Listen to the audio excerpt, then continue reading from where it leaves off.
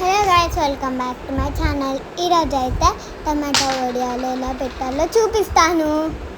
ముందుగా రైస్ని మెత్తగా వండుకోవాలి. తర్వాత టమాటాని ఇలా ముక్కలు చేసుకొని దాన్ని గ్రైండ్ చేసుకున్న తర్వాత చక్కగా వేసుకోవాలి. ఇలా సాల్ట్ వేసుకొని రైస్ని మెత్తగా వండుకోవాలి. వండుకున్నాక టమాటో జ్యూస్లో జీలకర్ర, నువ్వులు,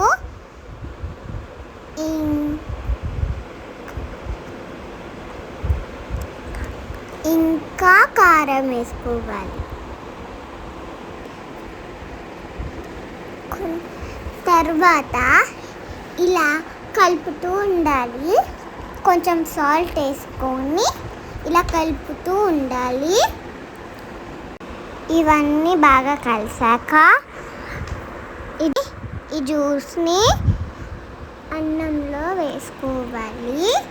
వేసుకున్న తర్వాత ఇలా కొద్దిసేపు కలుపుతూ ఉండాలి అన్నమాట. ఇలా బాగా ఉడికిన తర్వాత స్టవ్ ఆఫ్ చేసుకొని చల్లార పెట్టుకోవాలి. చల్లార పెట్టుకున్నాక